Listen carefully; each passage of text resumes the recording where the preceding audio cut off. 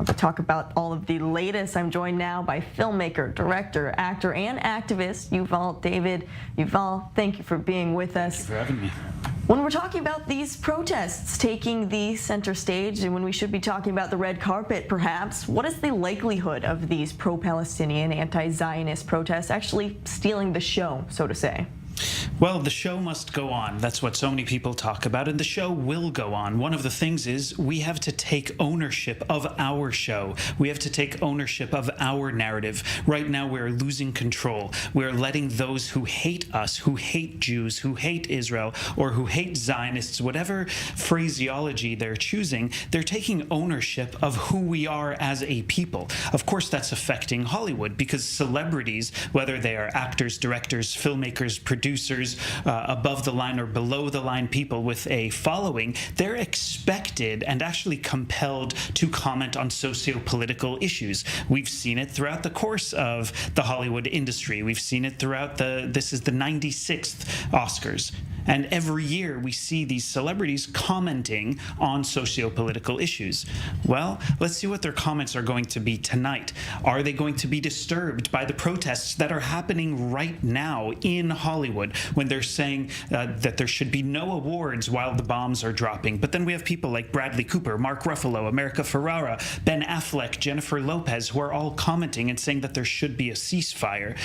How can we have a ceasefire when we still have 134 hostages being held? How can we have a ceasefire when those who attacked Israel and the Jewish people killed more than 1,200 people, took more than 253 hostages? How can we have a ceasefire? Are we supposed to peacefully just say, oh, it's okay, you can kill us and rape our women and take us hostage and brutalize us? And how are we supposed to fight forward? That's what the Jewish people do. We fight forward. And now we're seeing people who are trying to figure out what they're supposed to say on the red carpet about these issues. Many of them are uninformed and misinformed and also learning about this situation from social media. Meanwhile, whatever they say are going to compel other people to form their opinions because most of these celebrities have more followers than there are Jewish people in the world.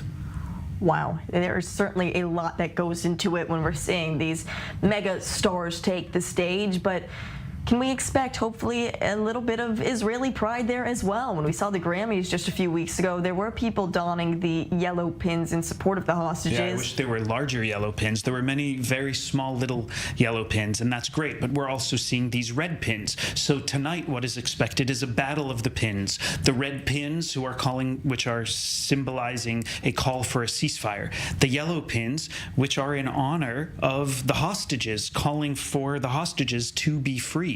So we'll see what happens tonight, but it's definitely a complicated issue. One of the other issues is with me and many other people within the Hollywood industry who are trying to empower not just Jewish people but our allies to focus on the values that we believe in order to know how to frame our opinions, to know how to frame what we say. So we're creating these different committees within SAG-AFTRA, within the Directors Guild, within the Writers Guild, within the Producers Guild, empowering Jews and our true allies to step up, to speak out, and to do what is right. We are storytellers in this industry. We know how to tell a story. We can affect society, and it is a responsibility that we have within the entertainment industry.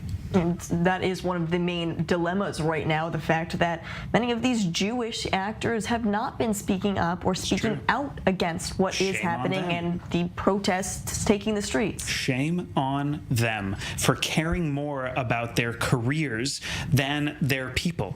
I have a television show that I am an actor in on FX called Feud. It just came out. I have dedicated my social media and so much of what I'm saying to this issue. Our people were under attack and are still under attack internationally. So I'm using the platforms that I've built to talk about it. And so many of us are doing the same thing.